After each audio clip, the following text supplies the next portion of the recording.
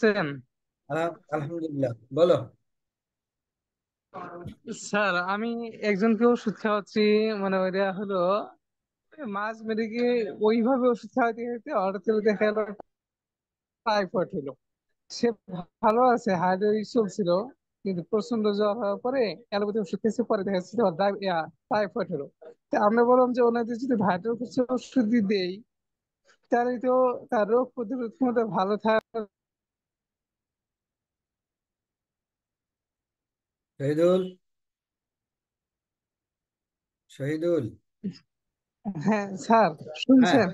তে হ্যাঁ, এবার বলো। আমরা তো ভাইটাল ফুডস এর তো ওষুধ দিচ্ছি, কিন্তু তাদের টাইফয়েড বা অন্যান্য সমস্যাগুলো মাঝে মাঝে ঘুরে আসে। তাহলে কি এই ওষুধগুলো কি ওইগুলো রোগের কাজ করে না? হ্যাঁ, করে। করে কিন্তু এখানে যে ব্যাপারটা হচ্ছে, টাইফয়েড কিন্তু আমরা আমাদের শরীরে সবসময় নিয়ে বেড়াই বংশ পরম্পরায়। হ্যাঁ, জিনগত ভাবেই আমাদের হ্যাঁ, শরীরে ওটা ট্রান্সপ্লান্ট হয় এবং কোনো একটা সময় এটা অ্যাক্টিভ হতে পারে। তো সেই জন্য আমরা যে রুগীকে ওষুধ দেওয়া শুরু করেছি, আমরা তো সমস্ত মায়াজম গুলোকে কন্ট্রোলে নিয়ে এসে তালা মেরে দিতে পারিনি। যেহেতু লক করতে পারিনি, সেই জন্য কিন্তু যে কোনো সময় যে কেউ আহ, বেরিয়ে আসতে পারে। তো যার জন্য আমরা আমাদের চিকিৎসায় এটাকে কন্ট্রোলে রাখতে পারছি না, এটা ভাবার কোনো সুযোগ নেই। কারণ আমরা এক দিক দিয়ে যেতে যেতে যে পরিমাণ সময় বা উম, দরকার, যে পরিমাণ ট্রিটমেন্টের দরকার, যে পরিমাণ সময়ের মধ্যে অবজারভেশন দরকার, সবগুলো হয়তো আমরা হাতের নাগালে রাখতে পারছি না। তো যেহেতু আমাদের এই দুর্বলতা রয়েছে, কারণ দেখা যাচ্ছে যে একটা মানুষের হাইট পিআরএস দিয়ে চিকিৎসা চলছে, তার পিআরএস দিয়ে চিকিৎসা চলতে চলতে হুট করে একটা রোগ সাপ্রেস ছিল, সেটা এগিয়ে আগিয়ে এগিয়ে এসে বেরিয়ে গেল। তো যদি সাপ্রেসড করা আহ, কোনো রোগ বেরিয়ে আসে, তো সেই ক্ষেত্রে রুগী যদি আমাদের সাথে কথা বলে বা আমরা রুগীর সাথে কথা বলে সেইভাবে যদি রুগীকে ট্রিটমেন্ট করতে পারি, তাহলে সুন্দরভাবে কিন্তু আমরা একটা জায়গায় দাঁড়াতে পারবো। কিন্তু সমস্যা হচ্ছে যে এই রুগীদের অধিকাংশ ক্ষেত্রেই অনেক সময় দেখা যাচ্ছে যে এটা তো আমি অন্যজনের চিকিৎসা হচ্ছি, ডাক্তারের কাছে যাওয়ার দরকার নেই, এখন জ্বর হয়েছে, এখন আমি অ্যালোপ্যাথি চিকিৎসা নেই বা অন্য কোনো চিকিৎসার কথা ভাবি। এবার দেখা যাচ্ছে টেস্ট করতে দিল, টেস্ট করে ধরা পড়লো কি তার টাইফয়েড হয়েছে। তো টাইফয়েডের জন্য আর হোমিওপ্যাথিতে কি হবে? টাইফয়েডের জন্য তো বিশাল চিকিৎসা ইত্যাদি ইত্যাদি নিয়ম মেনটেন করে চিকিৎসা নিতে হয়, তা না হলে এই টাইফয়েড সারে না। আসলে কি টাইফয়েড আদৌ কখনো শরীর থেকে বেরিয়ে যায়? বেরিয়ে যায় না। তো টাইফয়েড সারানোর জন্য কি করতে হয়? টাইফয়েডটাকে রিসেসিভ স্টেটে রাখতে হয়। তো সেই রিসেসিভ স্টেটে রাখার জন্য আমাদের যে ট্রিটমেন্ট প্ল্যান টাইফয়েডের ব্যাপারে বলা আছে, সেই ট্রিটমেন্ট প্ল্যান যদি অ্যাপ্লাই করা যায়, তাহলে দেখা যাচ্ছে যে দ্রুত আমরা টাইফয়েডের পজিটিভ থেকে নেগেটিভে নিয়ে আসতে পারি। আর আমাদের পাশাপাশি যে সমস্ত চিকিৎসাগুলো রয়েছে, তাতে টাইফয়েডের চিকিৎসা যে পরিমাণ লেন্দি বা যে পরিমাণ শরীরকে দুর্বল করে, মেডিসিনের যে ট্রমা তৈরি করে, সবগুলোর মধ্যেই কিন্তু একটা জটিলতা তৈরি হয়ে যাবে আবার নতুন করে। তো সেই জন্য আমাদের আহ রুগীদেরকে যদি একটু সচেতন করা যায়, তাহলে আমরা খুব সুন্দরভাবে এই ট্রিটমেন্ট গুলো করে নিতে পারবো। আর একটা মজার ব্যাপার যেটা, সেটা হচ্ছে যে আমাদের রুগীরা বেশিরভাগ ক্ষেত্রেই আহ, আমাদের উপরে অতটা বেশি আস্থাশীল হতে পারে না। কারণ হচ্ছে আমরা আমাদের যেই পরিমাণ অ্যাবিলিটির দরকার, আমরা যেই পরিমাণ যোগ্যতা অর্জন করা দরকার, সেই পরিমাণ যোগ্যতা আমাদের আছে কিনা সেইটা একটা প্রশ্নবিদ্ধ হয়ে যায়। তো সেই জন্য আহ, আমরা চেষ্টা করব যে আমরা আমাদের জায়গা থেকে যতটুকু পারা যায় রুগীকে সেবা দিতে, এবং আমরা আমাদের প্যাথোলজিক্যাল রিপোর্টগুলো বা রুগীদের সিমটমগুলো রোগের সাথে সামঞ্জস্য রেখে আমরা বোঝার চেষ্টা করব। তাহলে আমরা খুব দ্রুত বুঝে যাব যে এই রুগীর এইদিকে যাচ্ছে, আমরা বলে দিতে পারছি যে আপনার এইদিকে যাচ্ছে মনে হচ্ছে, এখন এইদিকে আমরা একটু ট্রিটমেন্টটা করে আসি। আর একটা বিষয় আমাদের সবারই জানা থাকতে পারে, আবার নাও থাকতে পারে। তবুও আমি আরেকবার রিপিট করছি সবার স্বার্থে, যাদের জানা আছে তাদের মনে এসে যাবে, আর যাদের জানা নেই তারা নতুন করে জেনে নেবে। এই যে টাইফয়েড যদি কারো হয়, টাইফয়েডের কুফল নষ্ট করার জন্য আমাদের কেন্ট সাহেব তার কার্বোভেজ চ্যাপ্টারের মধ্যে বলেছেন যে টাইফয়েডের কুফল নষ্ট করতে পারে একমাত্র কার্বোভেজ। তো আমরা টাইফয়েডের রুগীদের আগে আসুক পরে আসুক বা টাইফয়েড চলাকালীন সময়ে আসুক, আমরা পেয়ারেস দিয়ে পিটিএস এ চলে যাব, এবং পিটিএস এর মধ্যেই টাইফয়েডের খুব দ্রুত আরোগ্য রয়েছে, সেটা ইতিপূর্বে বলা আছে। আর হ্যাঁ, শুভ্রা,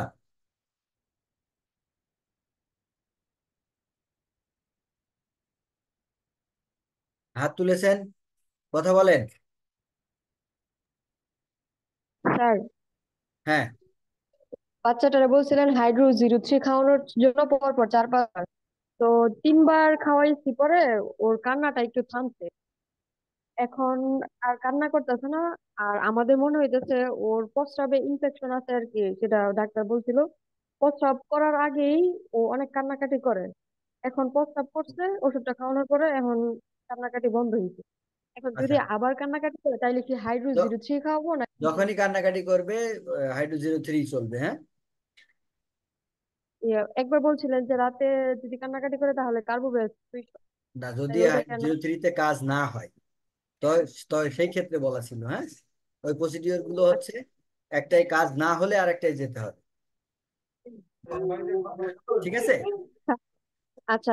আর হচ্ছে স্যার, ওর বাবা মা তো জানে না আমরা যে হোমিও চিকিৎসা করছি।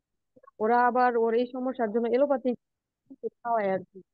আর আজকে যেহেতু অনেকদিন যাবত ঘুমের সমস্যা করতেছে, ঘুমেরও ওষুধ খাওয়াইতেছে এলোপাথি। এখন এটা কি কোনো সমস্যা হবে? ওনাদেরকে তো আমরা নাও করতে পারতেছি না যে আচ্ছা, আপনারা দরকার এই নেই, ওষুধ। দরকার নেই। আপনি আপনার মতো চলতে থাকেন, ওরা ওনাদের মতো চলতে থাক, সমস্যা নেই। এক সময় ও বাদ দিতে পারবেন, বাদ দেওয়া যাবে। ওনার বুঝে যাবে যে সবকিছু স্বাভাবিক হয়ে যাচ্ছে, অতএব দরকার নেই, হ্যাঁ। আচ্ছা স্যার। স্যার আরেকটা হচ্ছে, ওই পিরিয়ডের ব্যাপারে বলছিলেন হ্যাঁ। হাইড্রোসিয়ন দিয়ে উপকার না হলে সুরিনাম সিএম একবার খাওয়ায় তারপর হাইড্রো দেওয়ার জন্য। এভাবে হ্যাঁ, খাওয়াইছি স্যার, কিন্তু এখনো তো পিরিয়ড হচ্ছে না। হচ্ছে না। আচ্ছা, আপনি কি ক্লাসের প্রথম দিকে ছিলেন? না স্যার, আমি প্রথম দিকে ছিলাম না, আমার আচ্ছা, এটা নিয়ে 2টা ক্লাস। আপনি আগামীকাল যখন ভিডিও আপলোড হবে তখন আপনি প্রথম পার্টটা শুনে নেবেন, প্রথম পার্ট শুনে নিলেই এর সলিউশন পেয়ে যাবেন, হ্যাঁ। আমরা এই পার্টে রিপিট করছি না,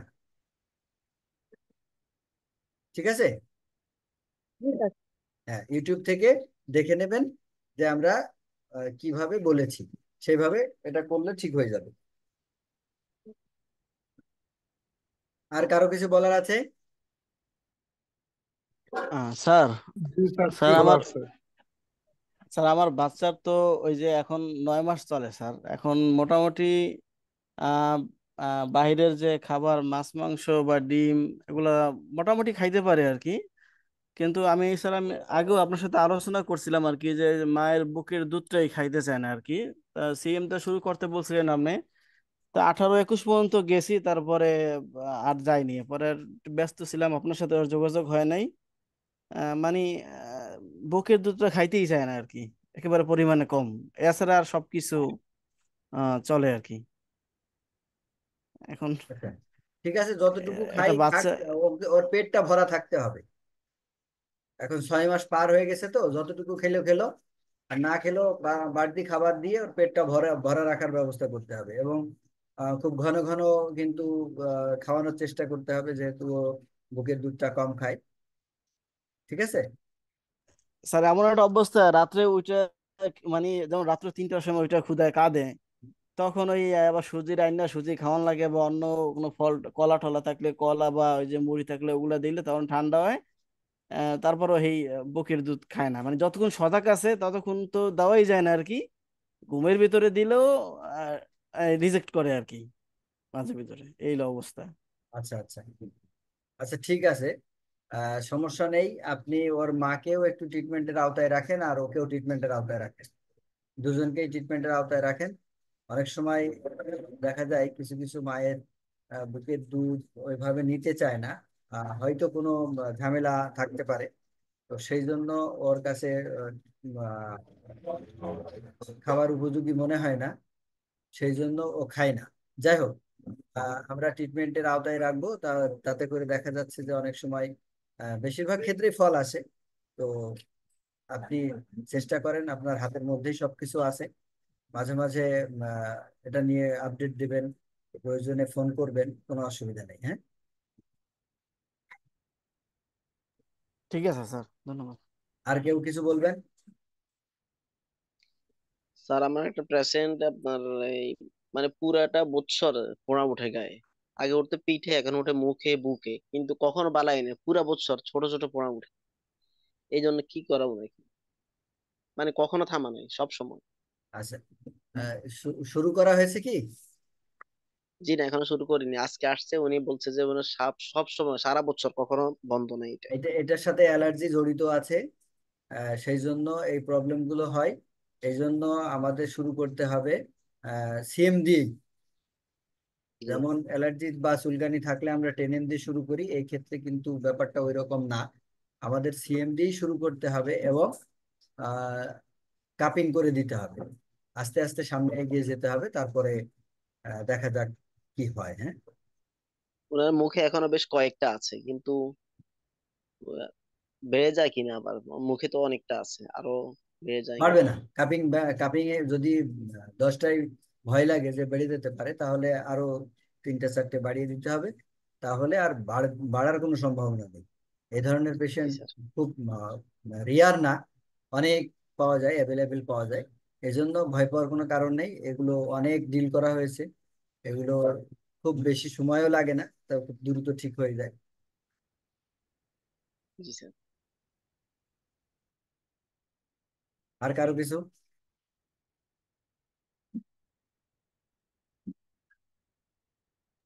স্যার ওই যে আমার ওই বাচ্চার ক্ষেত্রে স্যার ওই যে, সকালবেলা ওই যে আমাদের দেশি মানে দেশি বলতে যে নিজেদের পালা মুরগির ডিম খাওয়াই একটা করে আর কি।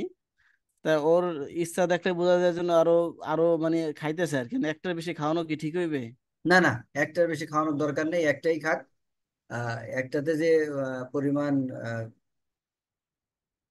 উপকারিতা রয়েছে, সবগুলো একটা মানুষের শরীর ওইভাবে গ্রহণ করতে পারে না। সো নষ্ট করার দরকার নেই, ও খেতে চায়, ওর পেটে পেটে ক্ষুধা থাকে, এই জন্য খেতে চাই। তো একটা একটা করেই খাক, বেশি খাওয়ার দরকার নেই। আর কারো কিছু বলার আছে?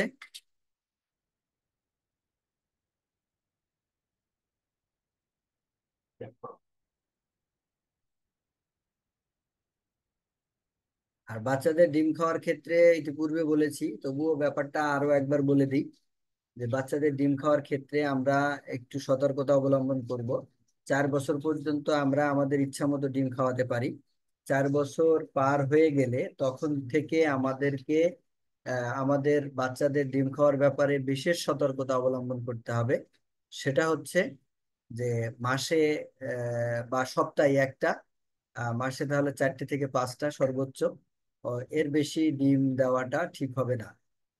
এর পেছনে আমার যে আহ, কাজ রয়েছে, তাতে আমি দেখেছি ডিম প্রচুর সেক্সুয়াল এক্সাইটমেন্ট তৈরি করে, এবং এই এক্সাইটমেন্টের কারণে আমাদের বাচ্চাদের মধ্যে অনেক অপকর্ম অল্প বয়সে আসার সুযোগ রয়েছে। যদি আমরা এই ব্যাপারগুলো একটু সতর্কতা অবলম্বন করি, সবসময় আমাদেরকে চিন্তা করতে হবে যে আহ, শারীরিক উত্তেজনা উগ্র করে এমন সব খাবার এর প্রথম তালিকায় কিন্তু ডিম রয়েছে। এবং এই ডিমটাকে যদি আমরা একটু নিয়ন্ত্রণ করি, তাহলে আমাদের বাচ্চাদের মধ্যে উগ্রতাটা আসবে না, এক্সাইটমেন্ট আসবে না। তাহলে সে কিন্তু অল্প বয়সেই কোনো অপকর্মে জড়াতে পারবে না। বাদ বাকি আল্লাহ পাকের মেহেরবানি। তো সেই জন্য আমাদের বাচ্চাদেরকে কিন্তু এই ব্যাপারগুলো একটু খেয়াল রাখতে হবে। যতদিন পর্যন্ত তাদের ম্যারিড লাইফ শুরু না হচ্ছে, ততদিন পর্যন্ত যথেচ্ছা ডিম খেতে পারবে না। যারা বিবাহিত আছে, তারাই শুধুমাত্র ইচ্ছা মতো ডিম খেতে পারবে। বাকি যারা অবিবাহিত পর্যন্ত আছে, সে যে বয়সী থাক না কেন, 4 বছর পর থেকে, তাদেরকে কিন্তু আমরা রেস্ট্রিকশন দিয়ে দেবো যে মাসে 4টে থেকে 5টার বেশি ডিম খাবে না। তাহলে আমরা একটা সুন্দর সমাজ বিনির্মাণ করতে পারবো। আর আমরা গত সপ্তাহে পিআরএস নিয়ে কথা বলছিলাম, যদি আর কারো কিছু বলার না থাকে পিআরএস এর বাকি অংশ আজকে আলোচনা করবো।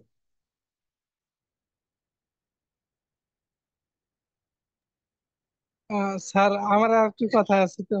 হ্যাঁ, শুধু স্যার এই যে ফরেনসিক যদি আমি দেখলাম যে মেডিসিন ঠিক আছে, ফরেনসিক ক্ষেত্রে যদি আমি দেখি যে ফার্স্ট টাইমে 0.6 দিলাম বা 0/9 দিলাম অথবা 0.1 দিলাম, এতে কি কোনো সমস্যা হতে পারে সিয়াম না দিয়ে সরাসরি যদি এভাবে দিই? হুম, আসলে আমাদের যে কাজ দেখা গিয়েছে একদম সেই শুরু থেকেই আমরা কাজ কাজ করার মাধ্যমে দেখেছি যে আসলে আমাদের মেডিসিন গুলো লোয়ার পোটেন্সি ওইভাবে কাজ করে না। কারণ আমরা লক্ষণ ভিত্তিক চিকিৎসা করি না। আমি ইতিপূর্বে বলেছি যে লক্ষণ ভিত্তিক চিকিৎসা করলে তখন লোয়ার পোটেন্সি ভালো কাজ করে। আর যখন আমরা কোনো মায়াজম ভিত্তিক বা কোনো কারণ ভিত্তিক চিকিৎসা করব, তখন অবশ্যই আমাদেরকে হায়ার পোটেন্সি ইউজ করতে হবে।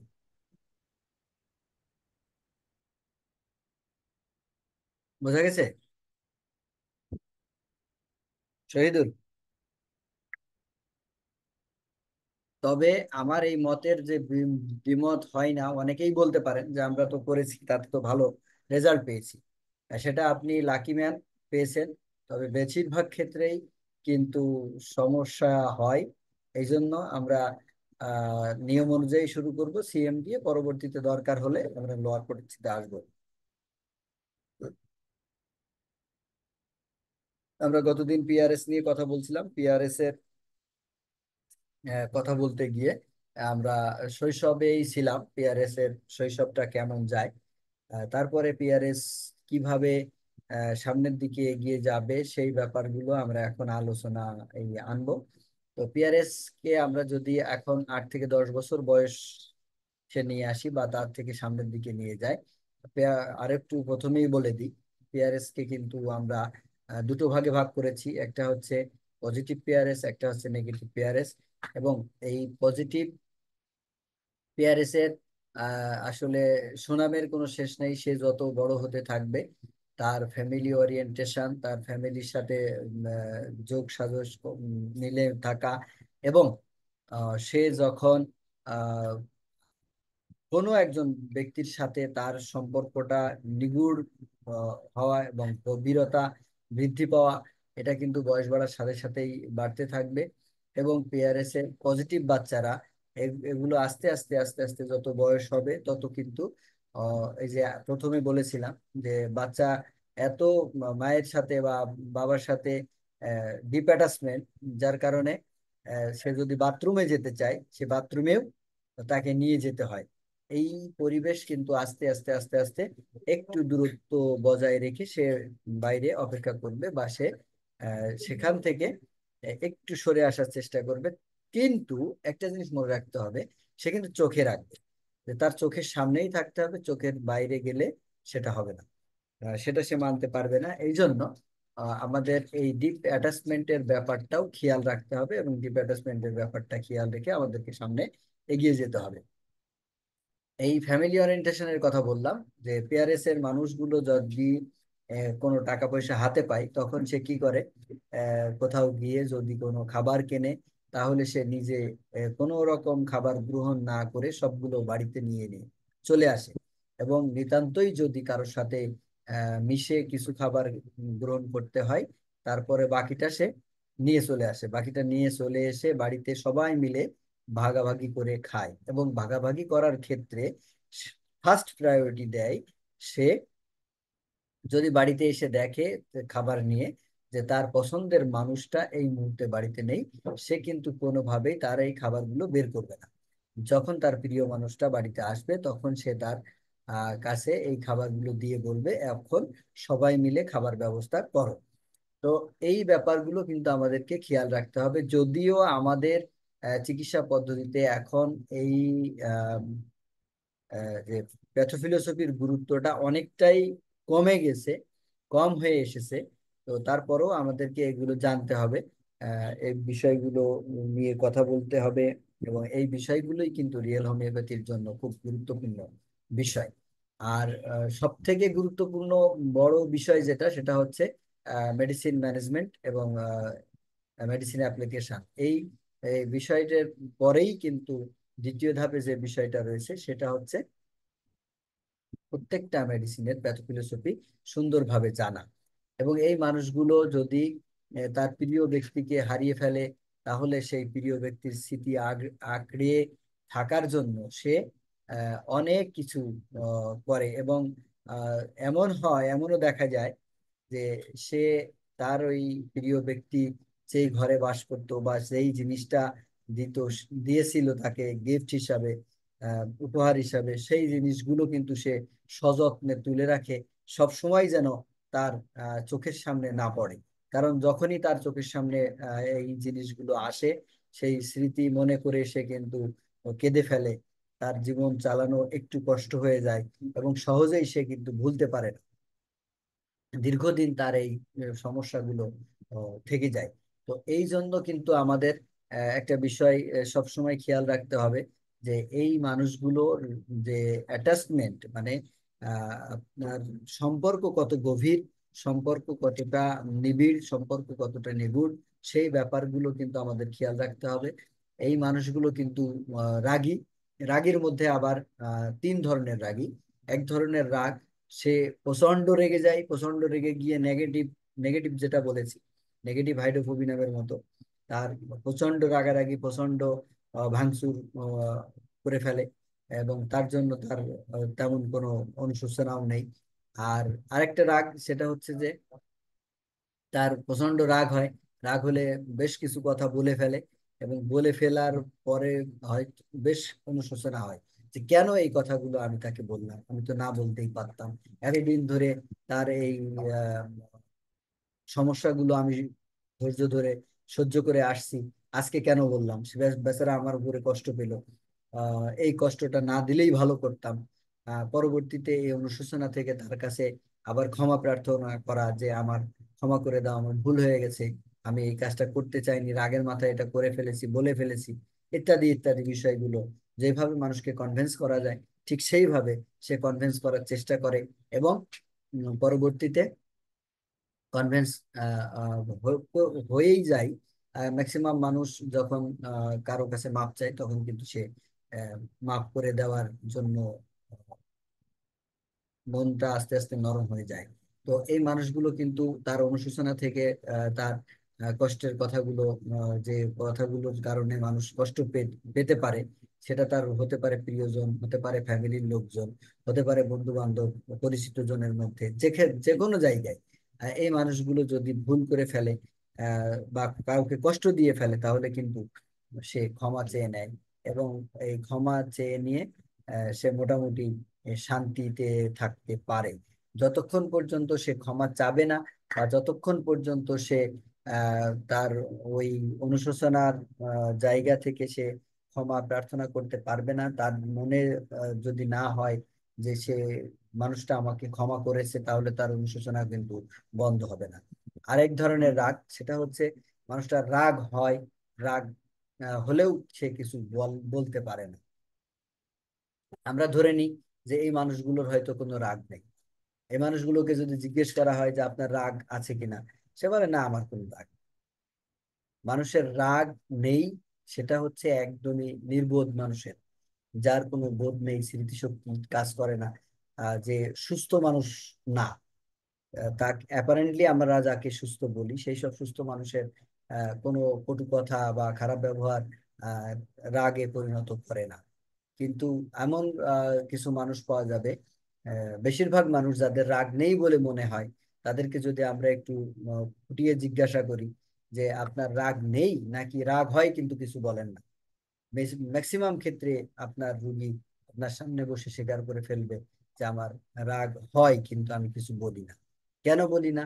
কারণ হচ্ছে তাকে আমি ভালোবাসি, প্রচন্ড ভালোবাসি, তার ভালো লাগে, ইত্যাদি ইত্যাদি অনেকগুলো কারণ সে দেখিয়ে দিতে পারবে। ছোট মানুষ, সে রাগ করতেই পারে, অবুঝ, সে রাগ করতেই পারে, ইত্যাদি নানান কারণে, নানান কারণ আছে তার রাগ না দেখার কোনো পেছনে। তো এই মানুষগুলো নিরেট ভালো মানুষ, একদমই যা করে মন থেকে করে, যাকে আঁকড়ে ধরে বাঁচতে চায় তাকে আঁকড়ে ধরেই থাকে। তাতে তার যত সমস্যাই হোক না কেন, যত যাই সমস্যার সম্মুখীন হতে হয় না কেন, সবকিছু সে এই মানুষটার জন্য সমস্ত বাধা বিপত্তি সে কিন্তু উতরে নিয়ে সামনে চলে যেতে পারে। তো এই মানুষগুলো যখন ধীরে ধীরে বড় হয় তখন ততদিন পর্যন্ত বেশিরভাগ ক্ষেত্রেই এই মানুষগুলো দেখা যায় যেগুলো পজিটিভ হাইড্রোফোবিক নামের মানুষ, এদেরকে মানুষ বেশি ইউজ করে করে করে তাদের নিজেদের প্রয়োজনে। কারণ আমরা বেশ আমাদের সমাজের দিকে তাকালে দেখতে পাই বেশিরভাগ মানুষই কিন্তু স্বার্থপর, মানে সিফিলিটিক মানুষ। সিফিলিটিক মানুষরা যদি এই ধরনের মানুষকে পাশে পায় তাহলে তার এই দুর্বল বা তার এই উইকনেসের কারণে তাকে বেশি বেশি ব্যবহার করে এবং তার কাছ থেকে অনেক বেশি ফায়দা নেয়। কিন্তু নেগেটিভ হাইড্রোফোবি নামের মানুষগুলো কার কি হলো, কোথায় কি গেল, কে কার কি সমস্যা, কে কি খাবে, কে কি পরবে, কে কোথায় যাবে, এ নিয়ে কোনো চিন্তা নেই। কার অসুখ, কার সুস্থতা, কার আনন্দ, কার বেদনা, এগুলো দেখার তার সময় সুযোগ নেই। সে নিজেকে নিয়ে সব থেকে বেশি ব্যস্ত থাকে এবং নিজেকেই নিজেই ভালো থাকতে হবে। আহ, সে আমাকে কে খারাপ বললো, কে ভালো বললো, এটা ম্যাটার করে না, এটা তার কাছে কোনো ব্যাপার না। সে নিজে ভালো থাকবে, নিজেই ভালো থাকতে হবে, এইটা সব থেকে বড় ব্যাপার তার কাছে। এবং সে যদি রেগে যায় ভয়ঙ্কর ভাবে রাগ প্রকাশ করে, আর সে যদি কারো মারে ভয়ঙ্কর ভাবে মারে, হিংস্রতা, উগ্রতা, সব দিক দিয়ে আহ, ও- মানে অত্যন্ত অত্যন্ত আহ, ভীষণ প্রচন্ডতা রয়েছে। এই মানুষগুলোকে কিন্তু আমরা সমাজের একদম বাইরের একটা মানুষ হিসাবে দেখতে পাই। এই মানুষগুলোর কিন্তু কারো প্রতি বিন্দু মাত্র কোনো ভালোবাসা নেই। যদি যেখান থেকে যা পারবে শক্তি দিয়ে হোক বা কৌশলে হোক সেখান থেকে সে সেটা বের করে নেবে। এটাকে কিন্তু আমরা যদি সিপিলিটিকের সাথে মিলিয়ে ফেলি, শরিকের সাথে মিলিয়ে ফেলি, তাহলে হবে না। এর সাথে বেশ কিছু পার্থক্য রয়েছে সিপিলিটিক এবং শরিকের সাথে। আহ, এরা কিন্তু হাইড্রোফোবি নামের মানুষগুলো সারা জীবন একই রকম থাকে, কখনো বদলায় না। বদলে গেলে কিন্তু হাইড্রোফোবি নাম বা পিআরএস থাকবে না। এই জন্য খেয়াল রাখতে হবে যে এই মানুষটা ছোটবেলায় যা ছিল আজও তাই আছে কিনা, ছোটবেলায় যেভাবে ভালো ছিল আজও সেইভাবে ভালো আছে কিনা, ছোটবেলায় যেভাবে রাগী ছিল আজও সেইভাবে রাগী আছে কিনা। হ্যাঁ, এমন পরিস্থিতি তৈরি হতে পারে যে একটা মেয়ে বাড়িতে প্রচন্ড রাগী ছিল, বিয়ের পরে তার রাগ খুঁজে পাওয়া যাচ্ছে না, বিয়ের পরে তার রাগ খুঁজে পাওয়া যাচ্ছে না, কিন্তু ওই মানুষটা খুব বেশি সুস্থ নেই, অসুস্থ। হ্যাঁ, বিয়ের পরে শ্বশুর বাড়িতে আসার কিছুদিনই মধ্যেই সে অসুস্থ হয়ে পড়েছে। আহ, সে কেস টেকিং এর সময় বলছে, ডাক্তার সাহেব, আমি যখন বাড়িতে ছিলাম, আমি যখন বিয়ের আগে আমার বাবার বাড়িতে ছিলাম তখন কিন্তু আমার কোনো সমস্যা ছিল না, আমি একদমই সুস্থ ছিলাম। আহ তখন যত সমস্যা আমার বিয়ের এই 2 মাস, 3 মাস, 6 মাস, 1 বছর পর থেকে শুরু হয়েছে, বাচ্চা হওয়ার পর থেকে শুরু হয়েছে। তার মানে কি, এই মানুষগুলো কিন্তু অত্যন্ত চাপের মধ্যে, মানে সে যে পরিমাণ রাগী তার থেকে অধিক রাগী হচ্ছে তার বাড়ি শ্বশুর বাড়ির লোকজনেরা। সেখানে তার রাগ পাত্তা পায় না, সেখানে তার রাগ আহ, তাদের রাগের উপরে উঠতে পারে না, যেহেতু সে বাড়িতে থাকে না, শ্বশুর বাড়িতে থাকে। সব মিলায়ে সে নিজেকে ওইভাবে স্টেবল মনে করে না যে আমি বাড়িতে থাকলে যে পরিমাণ রাগ দেখাতে পারি, এখন শ্বশুর বাড়িতে আছি কিভাবে রাগ দেখাবো।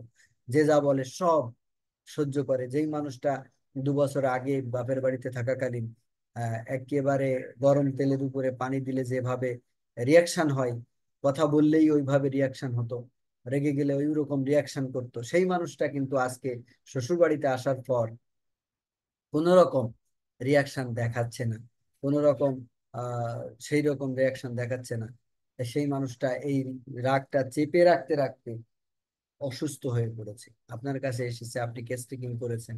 কেস টেকিং করার পরে দেখতে পাচ্ছেন যে এই মানুষটা অত্যন্ত আহ, অসুস্থতা এবং তার দুশ্চিন্তাগ্রস্ত হওয়ার কারণে সে এরকম পরিস্থিতিতে পৌঁছে গেছে।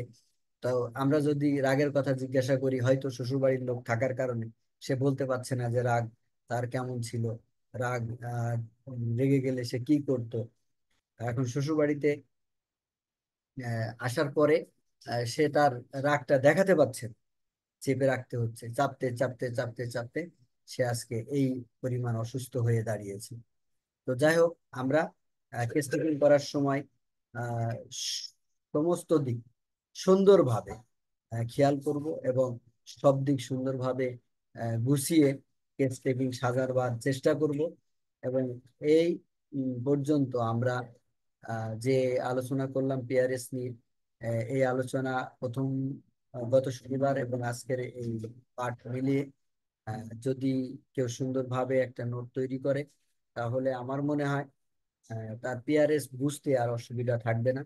এবং পিআরএস এর যে মানুষগুলো তারা কিন্তু দীর্ঘদিন অসুস্থ থাকে, দীর্ঘদিন অসুস্থ থাকার পেছনে পিআরএস প্রচন্ড দায়ী, প্রচন্ড ভাবে তার আহ, ভূমিকা সেখানে ফলায়। যদি আমরা কোনো মানুষের কুকুরে কামড়ানোর দৃশ্য দেখি, তাহলে দেখতে পাবো যে সেখানে কুকুর একবার কামড় দিয়ে ধরলে যতক্ষণ পর্যন্ত মোটামুটি শান্ত না হয় ততক্ষণ পর্যন্ত সে কিন্তু কামড়ে ধরেই রাখে। তার উপর দিয়ে যত ঝড়, যত লাঠি লাঠি যাই প্রয়োগ করেন না কেন, সে কিন্তু ধরে যতক্ষণ পর্যন্ত নিজেকে শান্ত করতে না পারবে ততক্ষণ পর্যন্ত সে আহ কামড়ে ধরে রাখবে। তো পিআরএস এর কাজ হচ্ছে এইভাবে মানুষের অসুস্থতা তৈরি করে দীর্ঘদিন পর্যন্ত ধরে রাখা, এবং দীর্ঘদিন ধরে রাখার ফলে মানুষের যে সমস্ত মেডিসিন প্রয়োগ হয়, সেই সমস্ত মেডিসিন প্রয়োগের ফলে এই মানুষটা মেডিসিনাল ট্রমার মধ্যে ঢুকে যায়, এবং যার ফলে পিটিএস এর সৃষ্টি হয়। তো আমরা আগামী ক্লাসে পিটিএস নিয়ে কথা বলার চেষ্টা করব। আমরা পিটিএস এর উপরে সবাই দু চার কথা বলার জন্য একটা প্রস্তুতি নিয়ে রাখবো। আগামী ক্লাস ইনশাল্লাহ আমরা পিটিএস নিয়ে কথা বলবো, এবং সেখানে আমরা সবাই মিলে আলোচনা করব যাতে করে পিটিএসটাকে আমরা শিখতে পারি। আজকের ক্লাস এই পর্যন্তই শেষ করছি, এবং সবাইকে আগামী ক্লাস পর্যন্ত সুস্থ থাকার দোয়া কামনা করে আমি আজকের ক্লাস এখানে আহ, শেষ করছি। আসসালামু আলাইকুম স্যার। আসসালাম।